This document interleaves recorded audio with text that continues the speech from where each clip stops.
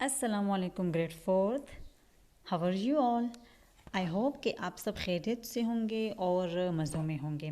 Okay grade fourth, अभी हमारी SST की क्लास हो रही है और एसएसटी की क्लास में आज हम अपने न्यू टॉपिक की तरफ जाएंगे। प्रीवियस वीडियो में हमने द मानसून के बारे में पढ़ा था और 5 क्वेश्चंस किए थे, फोर्थ के 5 क्वेश्चंस किए थे। तो आज हम अपने न्यू टॉपिक की तरफ जाएंगे। तो हमारा काम जो है तो वो बुक में है, तो काइंडली आप सब अपने बुक्स जो है तो वो ओपन कर लें। ठीक है, बुक्स ओपन कर ले, पेज नंबर 22 की तरफ आ जाएं। क्लास, जैसे कि आप सबको पता है कि हम जब क्लाइमेट के बारे में पढ़ते हैं, ठीक है, तो अब हमारे पास जो क्लाइमेट है तो वो हर एक जगह का चेंज होता है। हम पाकिस्तान की बात करें तो हमारे पास डिफरेंट जो एरियाज़ होते हैं, ठीक है, जिस तरह पहाड़ी इलाके होते हैं, हमारे पास एरिड एरिया होते हैं, ड्राई एरियाज़ होते हैं, कोस्टल एरियाज़ होते हैं, तो उनका क्लाइमेट एक दूसरे से काफ़ी चेंज होता है। अब चेंज जो है तो वो किस बेस पे होता है, ठीक है, वो पढ़ेंगे। डिफरेंट जोन का मतलब कि अगर हमारे पास जो डिफरेंट डायरेक्शन में डिफरेंट एरियाज़ हैं उनको हम जोन का नाम देते हैं कि एक जोन जो है तो वो दूसरी जोन से उनका जो क्लाइमेट है तो वो चेंज है, ठीक है। और आज हम उसमें वेदर फॉरकास्ट के बारे में भी पढ़ेंगे कि ये हमारे लिए वेदर फॉरकास्ट क्यों ज़रूरी है, ठीक है। तो काइंडली आप सब अपने बुक पेज 22 जो है तो वो ओपन कर लें। बुक पेज 22 पे आपको एक टॉपिक नज़र आ रहा है, major climatic zone of Pakistan, ठीक है। Pakistan is located in the temperate climatic zone which is neither too cold nor too hot. It has 4 climatic region as shown on the map on page number 19. आपको बताया गया है कि पाकिस्तान का जो climate है तो वो ऐसा क्लाइमेट है, टेम्परेट क्लाइमेट है कि ना बहुत ज़्यादा गर्म है ना बहुत ज़्यादा सर्द है, ठीक है। और यहाँ पे हमारे पास 4 रीजन्स है, 4 जोन्स है पाकिस्तान में on the basis of climate के पे, ठीक है। एक हमारे पास है हाईलैंड, दूसरा है एरिड, तीसरा है सेमी एरिड, चौथा हमारे पास है कोस्टल। अब हाईलैंड्स क्या होते हैं? हाईलैंड्स वो एरियाज जिसको हम पहाड़ी इलाके कहते हैं। अब पहाड़ी इलाकों का जो क्लाइमेट होता है, एज़ यू नो कि वो प्लेन एरियाज़ के बदौलत जो है तो या कोस्टल एरियाज़ के बदौलत वो काफ़ी चेंज होगा। अब चेंज कैसे होगा?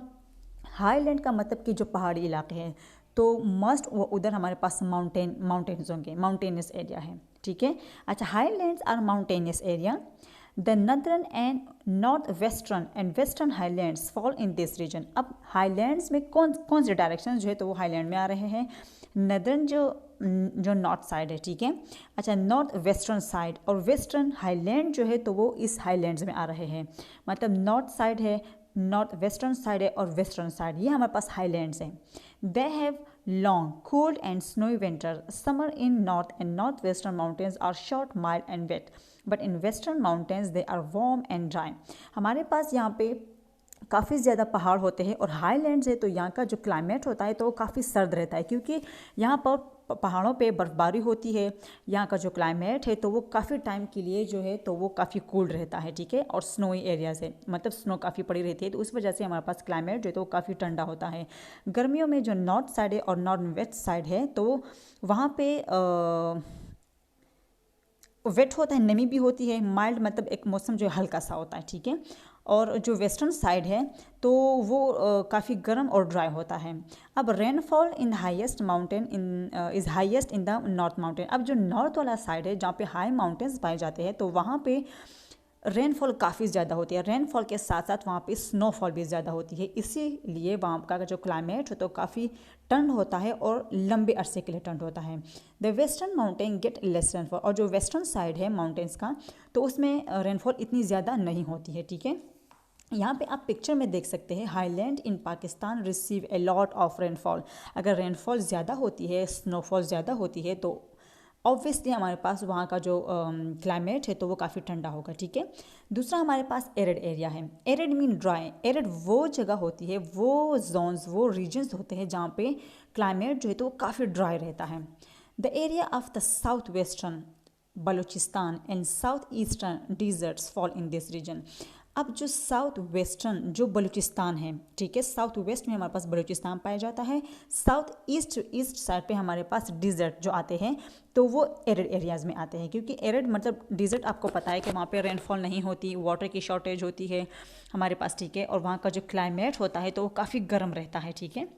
और एरिया भी काफ़ी जो है तो वो ड्राई रहता है। The climate is dry and hot through out the air, very hot dusty wind and very little rainfall. ठीक है, ये मैं आपको बता चुकी हूँ। तीसरा हमारे पास है semi arid area. Semi arid का मतलब हमारे पास है कि एरिड है लेकिन इतनी ज़्यादा जो है वो ड्राई, मतलब ड्राई तो है वो एरियाज़, वो रीजन्स, वहाँ का जो क्लाइमेट है वो ड्राई होता है लेकिन इतना ज़्यादा ड्राई नहीं होता है। ठीक है, the areas of upper Indus plain, lower Indus plain and the Potohar plateau lie in this region. जो पोटोहार प्लेटूज है और जो इंडस प्लेन है उसका अपर एंड लोअर साइड जो है तो वो सेमी एरिड एरियाज में आते हैं। This region has hot summer, cool winter and monsoon rain. ठीक है, यहाँ का जो समर होता है तो वो काफ़ी गर्म होता है, फिर यहाँ का जो विंटर होता है तो वो काफ़ी कूल होता है, और जो मानसून रेनफॉल्स होते हैं तो वो भी यहाँ पे जो है वो काफ़ी ज़्यादा होते हैं, जो कि जून जुलाई सितंबर तक होते हैं। ठीक है, अच्छा, यहाँ पे हमारे पास फोर्थ नंबर पे कोस्टल एरियाज़ आते हैं। जो कोस्टल एरियाज़ है, दिस रीजन इंक्लूड कराची। और कोस्टल एरियाज़ वो एरियाज़ होते हैं जहाँ पे समंदर के साथ जो ज़मीन पाई जाती है, जो लैंड होती है, तो वो एरियाज़ पे जहाँ वहाँ का जो क्लाइमेट है तो उसको कोस्टल एरियाज़ कहते हैं, क्योंकि वो सी साइड पे होता है। ठीक है, this region include Karachi, Makran coast and Indus delta. Indus delta, Makran and जो कराची है तो ये हमारे पास कोस्टल एरियाज़ हैं। द क्लाइमेट इज़ ह्यूमिड, क्यों यहाँ का जो क्लाइमेट है तो काफ़ी ह्यूमिड, नमी होती है, हवा में काफ़ी ज़्यादा नमी पाई जाती है समंदर की वजह से, and mild due to the sea breeze throughout the year. और यहाँ का जो क्लाइमेट है तो हल्का होता है क्योंकि वहाँ पे समंदर है, समंदर से जो मतलब ब्रीज चल रहा होता है। ठीक है, तेज़ हवा जो चल रही होती है तो उसकी वजह से जो साल साल हमारे पास जो क्लाइमेट होता है तो वो माइल्ड रहता है। ठीक है, नेक्स्ट पेज पे अगर आप देखें हमारे पास यहाँ पे टॉपिक है what does the weather report says, कि हमारे पास जो वेदर रिपोर्ट है तो वो क्या कहती है हमें। Why do people look at weather report and try to predict the weather.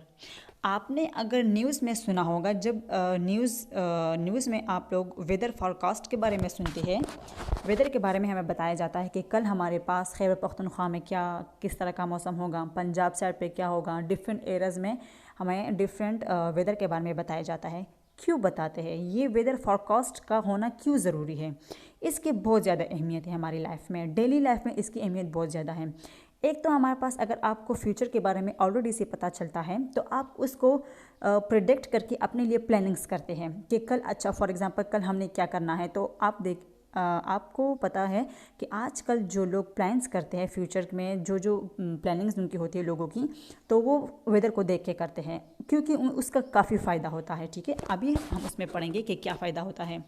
One reason is that the weather forecast can help people to protect themselves and their property.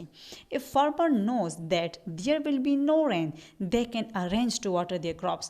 अब weather forecast है people लोगों के लिए काफ़ी ज़रूरी है कि वो ख़ुद को प्रोटेक्ट करें। फॉर एग्ज़ाम्पल अपने जायदाद वगैरह जो प्रॉपर्टीज़ है उनको जो है प्रोटेक्ट करें फ्यूचर में।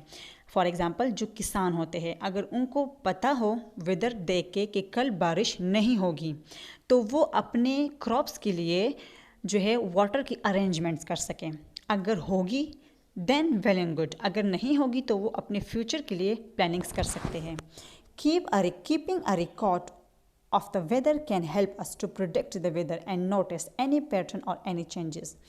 Government and big companies use weather report to plan ahead. अब जितनी भी गवर्नमेंट है, जितनी भी कंपनीज होती है बड़ी बड़ी, तो वो वेदर रिपोर्ट्स के लिए मतलब प्लान्स करती है, आगे जाने के लिए प्लानिंग्स बना रही होती है। They need to make sure the demand for resources, लेकिन उनको मतलब ज़रूरत होती है एक डिमांड फॉर रिसोर्सेज के लिए, लाइक फॉर एग्जांपल इलेक्ट्रिसिटी वगैरह for example can be made. ठीक है, we also use weather forecast to help us decide what to wear and whether to take an umbrella, a sun hat, a coat or extra water with us when we go out. For example अगर आपने कहीं बाहर जाना है और आपको पता है, वेदर फॉरकास्ट में आपको बताते हैं कि कल मौसम जो है तो वो काफ़ी गर्म रहेगा, सनी डे है, तो आप अपने लिए क्या करते हैं, सन हैट जो है उसका यूज़ कर सकते हैं। आप अपने साथ बाहर जाने के लिए एक्स्ट्रा वाटर लेके जा सकते हैं। अगर आपको पता है कि कल बारिश होगी और बहुत तेज़ बारिश होगी तो आपने क्या करना है, तो आप अपने लिए कोट ले सकते हैं, अम्ब्रेला वगैरह जो है तो वो ले सकते हैं। ठीक है,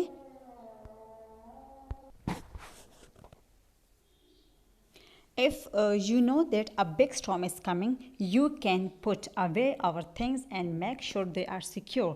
अभी अगर आपको फॉर एग्जांपल पता है फ्यूचर का, वेदर फोरकास्ट में आपको बताते हैं कि कल बहुत ज़्यादा एक तूफ़ान मतलब आने वाला है, एक तूफ़ान का ख़तरा है, तो उसके लिए आप अपने घरों में या अपने जो प्लानिंग्स की है उन सारी चीज़ों को आप एहतियात से उसकी ऐसे अरेंजमेंट्स कर सकते हैं ताकि वो आपके लिए सिक्योर हो. You also need to know if our plan activities will be possible. For example, it is much nicer to have a sports day on a warm and sunny day. ठीक है, इसकी ज़रूरत यहाँ पे भी है कि फॉर एग्जांपल आपकी जितनी भी एक्टिविटीज़ प्लान होती है जो वो पॉसिबल करें. ठीक है, लाइक फॉर एग्जांपल आप अगर कल बारिश नहीं है, सनी डे है, तो उसमें आप अपने लिए एक स्पोर्ट्स डे जो है तो वो अरेंज कर सकते हैं. तो इसकी काफ़ी ज़्यादा इंपॉर्टेंस है. ठीक है, वेदर फोरकास्ट की इसमें हमारे क्या है, डिफरेंट पीपल जो है तो अपने प्रॉपर्टीज़ को सेव कर सकते हैं, डिफरेंट एक्टिविटीज़ की प्लानिंग कर सकते हैं. ठीक है, खुद को प्रोटेक्ट कर सकते हैं और सिक्योर कर सकते हैं. तो आज का जो हमारा टॉपिक था तो वो यहाँ पे ख़त्म होता है, major climatic zone of Pakistan and weather forecast की इंपॉर्टेंस का. ठीक है, आप सब ने यहाँ पे 22 एंड 23 पेज की रीडिंग करनी है और मुश्किल अल्फाज जो है तो उसको 2-3 दफ़ा अपने लिए वर्ड वॉल बना के उसको लिखना है. ठीक है, और 2-3 दफ़ा प्रोनाउंस भी करना है. Thank you so much. अल्लाह हाफिज़.